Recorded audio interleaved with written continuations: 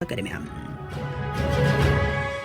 ኃይላችንን ቆጥበን እንጂ ፋኖን ከምድረ ገጽ እናጠፋዋለን ሲሉ የብልጽግናው ባለስልጣን ተናገሩ።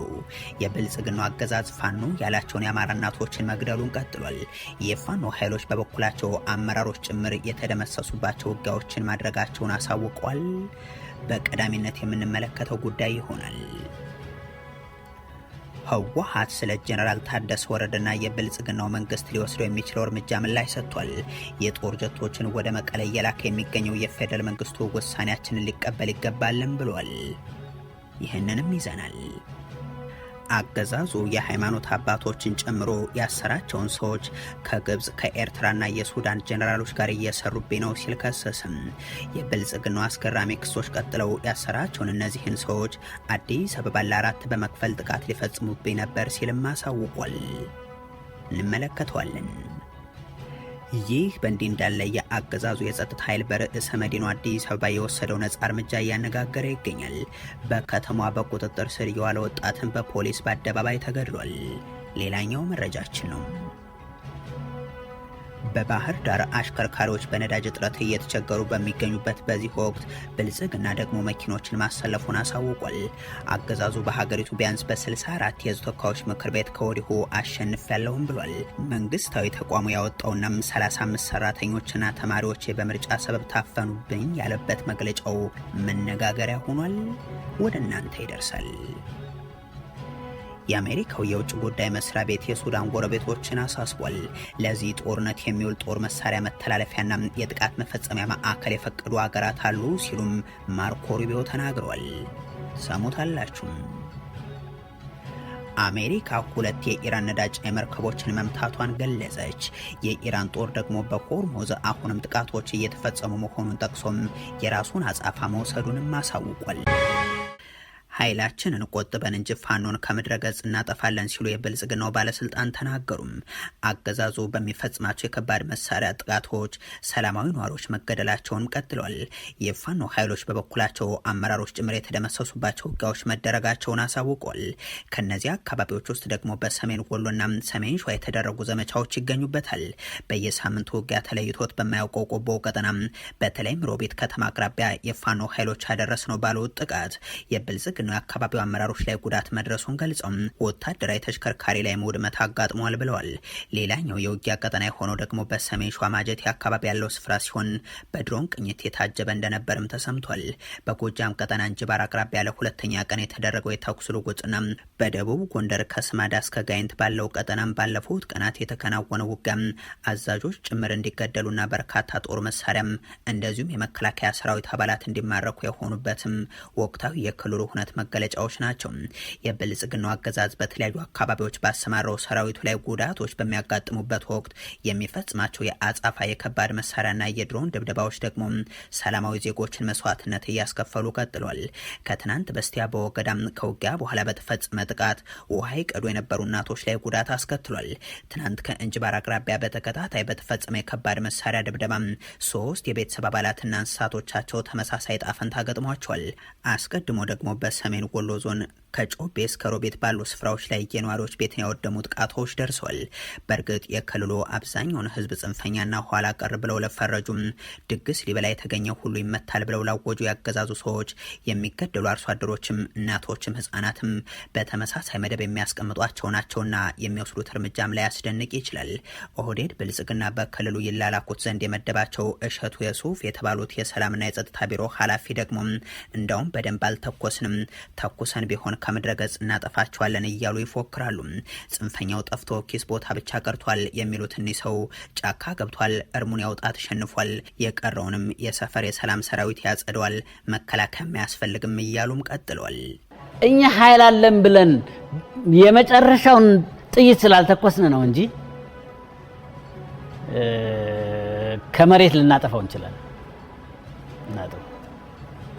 አንዳንድ የትግስት እየወሰርን እንትን የምናደርገው የሽፍታ ቡድን ስለሚያሸንፈን አይደል። የኛ መከላከያ ሰራዊት እዚህ ላለ ለመንደር ለሰፈር ጽንፈኛ አይደለም የተደራጀው። የአካባቢ ሰላም አስከባሪ ጠርገዋል መጥረግ ይችላል። አሁን ጠላት ወደ ጫካ እንዲገባ ከከተማ ወደ ገጠር እንዲወረወር የፖለቲካ የበላይነትም የለውም፣ የህዝባዊ ተቀባይነትም የለውም። ውስጡ እየፈረሰ ነው፣ ውስጡ እየተዳከመ ነው፣ ውስጡ እየተቦረው አንገታቸውን እናስደፋው። ደግሞ እዚህ ምርጫ ስለሆነ ሌት ቀን ብለን እናሳካው ነው ማለት ነው።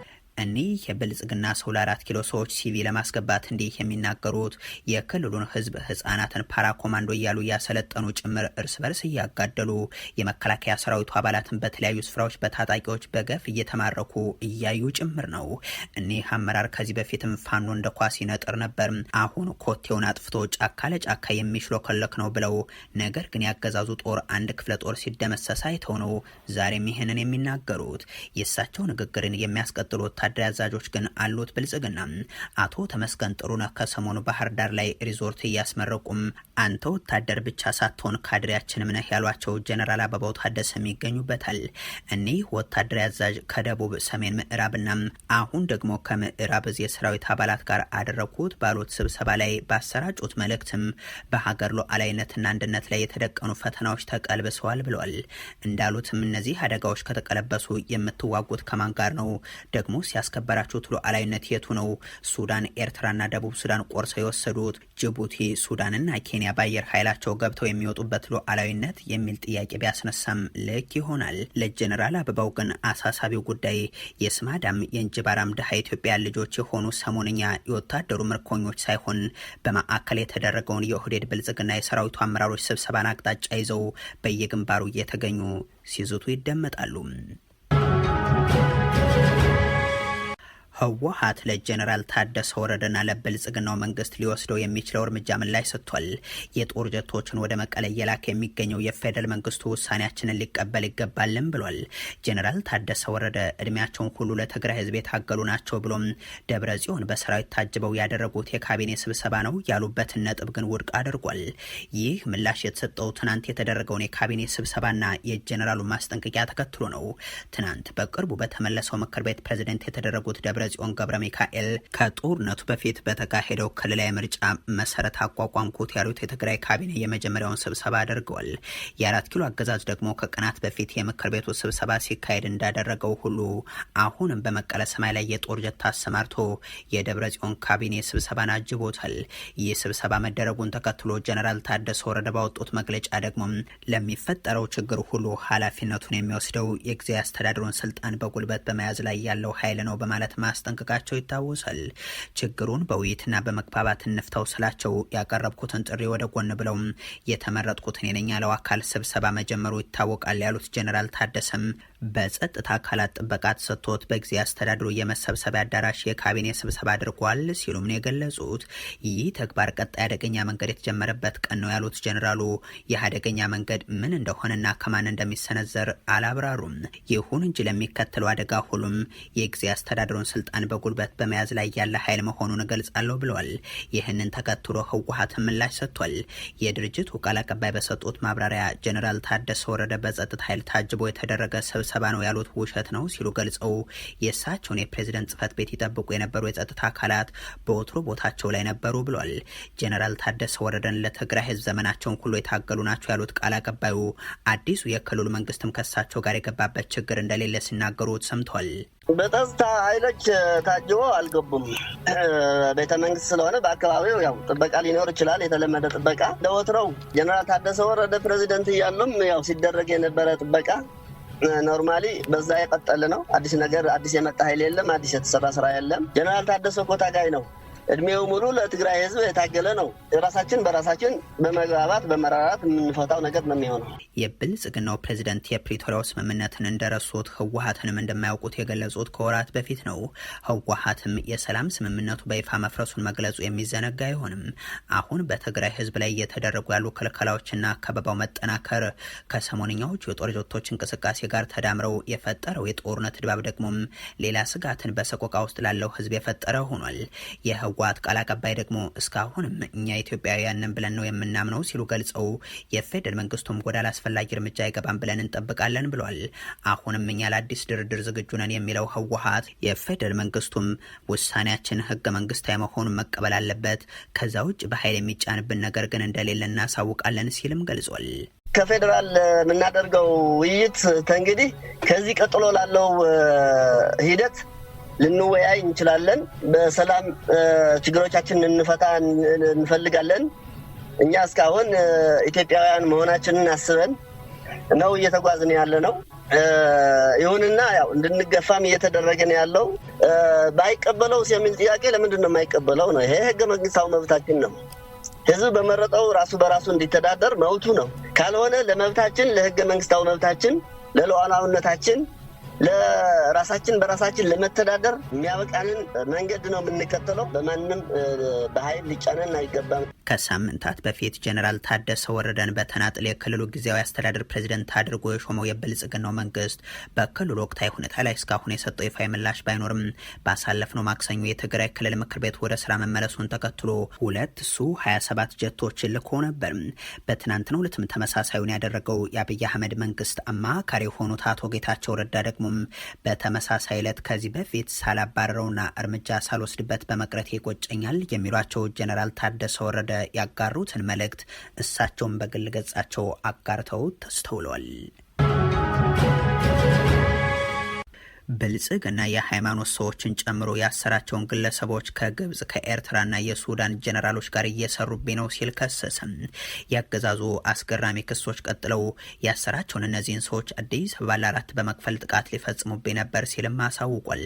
በቅርቡ በተለያዩ ምክንያቶች በየማጎሪያ ማዕከላቱ ያሰራቸውን ሰዎች አገዛዙ ለፍርድ ቤት በማቅረብ የሚያሰማው ክስ መነጋገሪያ ሆኖ ቀጥሏል። ኢትዮ ፎረም የተመለከተውና ብልጽግና ማንነታቸውን ለይቶ ያሰራቸው ሰዎች ውስጥ የሃይማኖት አባቶችን ያካተተው የፌደራል ፖሊስ ጠቅላይ መምሪያ ያቀረበው የቀጠሮ ችሎት ክስም ከነዚህ ውስጥ ይገኝበታል። በቅጽል ስማቸው ጀነራል የሚባሉት አቶ አስናቀ ሲሳይን ጨምሮ እነ ቄስ ኤፍሬም ተክለሃናን ጨምሮ በድምሩ 12 ሰዎች ላይ ለምርመራ የቀረበው የክስ ሰነድም አዲስ አበባ ለ4 በመክፈል ጥቃቶችን ለማድረስ ተሰናድቷል ሲል መግለጹን ከዚህ በፊት መዘገባችን ይታወሳል። እነዚህ በማንነት ተለይተው ወደ እስር የገቡ ሰዎችም ራሱን ፋኖ ብሎ ከሚጠራው ቡድን ጋር ግንኙነት በማድረግ በአማራ ክልልና በአዲስ አበባ ከተማ የራሳቸውን የፖለቲካ ርዕዮተ ዓለም በማዘጋጀት መንግስትን በኃይል በማስገደድ በአቋራጭ ስልጣን ለመያዝ አስበው ተንቀሳቀሱብኝ በማለትም ይወነጅላል። ለዚህም በአዲስ አበባ ከተማ የኢትዮጵያ ቃል ኪዳን ድርጅት በማለት 7 የስራ አስፈጻሚ አባላትን 22 አባላትን ያካተተ ህቡ አደረጃጀት በመፍጠር አዲስ አበባ ከተማን በ4 ቦታ በመክፈል ማለትም 1ኛ ምዕራብ ኢታና፣ 2ኛ ምስራቅ ኢብሳም፣ 3ኛ ደቡብ ዋለልኝ፣ 4ኛ ሰሜን ግዳይ ብሎ በመሰየም የህቡ አመራር በመመደብ በከተማ ውስጥ የሚገኝና ጫካ ከሚገኙ ኃይሎች ጋር በመቀናጀት የኢትዮጵያ ታሪክና ጥቁር አብዮት አማራ ብሔራዊ ተጋድሎ የሚል ማኒፌስቶ በማዘጋጀት የከተማ ትጥቅ ትግል ሊያካሂዱብኝ ነበር እያለም ይቀጥላል። በእነዚህ የሃይማኖት አባቶች ጭምር የተጠየቀው የቀጠሮ ማራዘሚያ ጥያቄ ደግሞ ከግብጽም ከኤርትራም ከሱዳንም ጀነራሎች ጋር ተመሳጠሩብኝ የሚል ተካቶበታል። ፍርድ ቤቱ የፖሊስን የምርመራ ውጤት መርምሮ ትዕዛዝ ለመስጠት ለግንቦት 3 ቀን ተለዋጭ ቀጠሮም ሰጥቷል። የብልጽግናው አገዛዝ ከሃይማኖታዊ መርሃ ግብር ላይ ከመኖሪያ ቤታቸው ከልጆቻቸው ነጥቆ እንደዚሁም በመስሪያ ስፍራቸውና በተለያዩ መደበኛ እንቅስቃሴዎች ላይ ያሉ ያሰራቸውን እነዚህን ሰዎችን በከሰሰበት ወቅት ያቀረበው ውንጀላም በርካታ እንድምታዎች የተሰጠው ሆኗል። በአንድ በኩል አገዛዙ በርዕሰ መዲኗ እየተፈጠረበት ያለውን ስጋት ማሳያ ተደርጎ ሲወሰድ፣ በሌላ በኩል ደግሞ በዘፈቀደ የእስር ተግባሮች የሚያቀርባቸው ውንጀላዎችንም ያሳየ ተብሏል። ይህ በእንዲህ እንዳለ የአገዛዙ የጸጥታ ኃይል በርዕሰ መዲናው አዲስ አበባ የወሰደው ነጻ እርምጃ እያነጋገረ ይገኛል። በከተማዋ በቁጥጥር ስር የዋለ ወጣት በፖሊስ በአደባባይ ተገድሏል። ሟች ወጣት ተገይ ባልቻ በቅጽል ስሙ ደግሞ ኦሮሮ ይባላል። ይህ ወጣት የታወቀ የሀገር ባህል ልብስ ነጋዴም ነበር። በሽሮ ሜዳ አካባቢ በታታሪነቱና በለጋስነቱ ይታወቃል የሚሉት የቅርብ ወዳጆቹ በቅርቡ የንግድ ሱቁ በመፍረሱና ንብረቱን በማጣቱም በከፍተኛ የስነ ልቦና ጫና ውስጥ ይገኝ እንደነበርም ያስረዳሉ። ከወር በፊት ታስሮ 5 ቀናትን በስር መቆየቱን ገልጸው በወቅቱም አባቱ ከዚህ ዓለም በሞት መለየታቸውንም ጠቅሷል። ወጣቱ ትናንት ለጥያቄ ትፈለጋለህ ተብሎ በፓትሮል ተጭኖ ወደ ፖሊስ ጣቢያ ከደረሰ በኋላ አንድ የብልጽግናው አገዛዝ የፖሊስ አባል በጣቢያው ደጃፍ ላይ 4 ጥይቶችን በመተኮስ ነጻ እርምጃ እንደወሰደበትም ታውቋል። ይህ አሳዛኝ ክስተት በአካባቢው ነዋሪዎች ዘንድ ከፍተኛ ቁጣና ሀዘንን የቀሰቀሰ ሲሆን በተለይም የሟች እናት የአባቱን ሞት ተከትሎ ከደረሰባቸው ሀዘን ሳያገግሙ ልጃቸውን ማጣታቸው መሪር ሀዘን ውስጥ እንደጣላቸውም ተነግሯል። የወጣቱ ስርዓተ ቀብር በቁስቋም ማርያምም ተፈጽሟል። ይህ በበርካቶች ዘንድ ቁጣን የፈጠረ ድርጊት መሆኑን ተከትሎ ምላሽ የሰጠው የጀነራል አስራት ዲኔሮ የአዲስ አበባ ፖሊስ ደግሞም አዎ የጸጥታ ባሌ በክላሽንኮቭ ጠመንጃ እርምጃ ወስዷል ሲል አረጋግጧል። እንዲህ ያለው ግድያ በአደባባይ የታየ ሆነ እንጂም በከተማ በተለያየ ጊዜ እየታፈኑ ደብዛቸው የሚጠፉ ወጣቶች ተመሳሳይ ዕጣ ፈንታ ያጋጠማቸው ስለመሆኑ ግን ከዚህ በፊትም በተደጋጋሚ ሲነገር የቆየ ጉዳይ ነው። በባህር ዳር አሽከርካሪዎች በነዳጅ እጥረት እየተቸገሩ በሚገኙበት በዚህ ወቅት ስርዓቱ ደግሞ መኪኖችን ማሰለፉን አሳውቋል። ብልጽግና በሀገሪቱ ቢያንስ በ64 የህዝብ ተወካዮች ምክር ቤት ከወዲሁ አሸንፍ ያለው ሲልም ገልጿል። መንግስታዊው ተቋም ያወጣው 35 ሰራተኞችና ተማሪዎቻችን በምርጫ ሰበብ ታፈኑብን ያለበት መግለጫው ደግሞ መነጋገሪያ ሆኗል። የብልጽግናው የምርጫ ድግስ ጎምዛዛም ቢሆኑ በአስቂ ሁነቶች የተሞላም ነው። ተደልድሎና አሸናፊዎች ተለይተው የታወቁ በት ተቃዋሚ ከሚባሉ አጃቢዎችም ለማጣፈጫ እንዲገቡ ብልጽግና እጩ እንዳያቀርብ በሚል የተወሰነበት ይህ ድግስን የሚያስተባብሩ የሚሳትፉና የሚያስችሉ አገልጋዮችም አሉት አገዛዙ። ትግራይ ከምርጫ ውጭ ስትሆን በአማራ ክልል ጥቂት የማይባሉ ስፍራዎች ቀይ በሚባል መደብ ውስጥ ናቸው። ምርጫውን መሳሪያ ደግኘም ቢሆን አደርጋለሁ በሚል የሚገልጸው ብልጽግና ገዳይ ሆኖ ለመቀጠል በሚያስችለው በዚህ ድግሱ የፓርላማውን 64 ወንበሮችን ምርጫው ሳይከናወን አሸንፍ ያለው ብሏል። ይህንን ድግሱን የሚያስፈጽምለት የምርጫ ቦርድ ያወጣው ሪፖርት እንደሚያሳየው ቢያንስ 64 የፓርላማ መቀመጫዎች ላይ ብልጽግና የሚያጅበው ሌላ ፓርቲ እንኳን ማግኘት ባለመቻሉ ብቻውን ይሳተፋል፣ ያሸንፋል። 11ዱ በአማራ ክልል ሲሆኑ 46ቱ ደግሞ በኦሮሚያ ክልል ውስጥ ናቸው።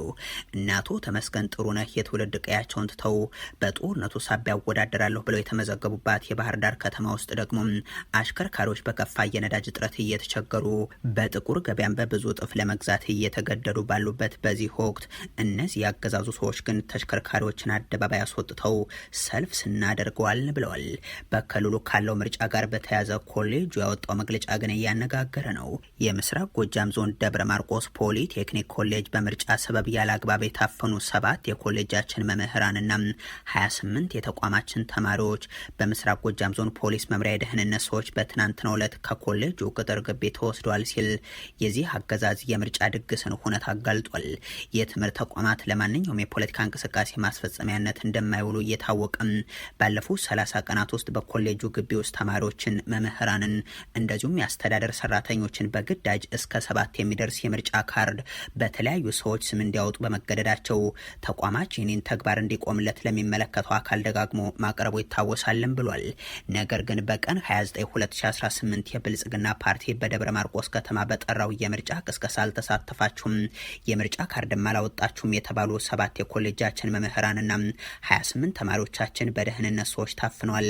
በተደጋጋሚ ኮሌጁን ለምርጫ ማስፈጸሚያነት ከመጠቀም ባለፈም መምህራን፣ የአስተዳደር ሰራተኞችና ተማሪዎች በመንግስት የጸጥታ ኃይሎች ሲንገላቱ ቆይተዋል በማለትም ነው የገለጸው። የአሜሪካ የውጭ ጉዳይ መስሪያ ቤት የሱዳን ጎረቤቶችን አስጠነቀቅም። ለዚህ ጦርነት የሚውል ጦር መሳሪያ መተላለፊያና ጥቃት መፈጸሚያ ማዕከል የፈቀዱ ሀገራት አሉ ሲሉም ማርኮ ሩቢዮ ተናግሯል። ይህ ጉዳይ ኢትዮጵያንም የሚመለከት ነው።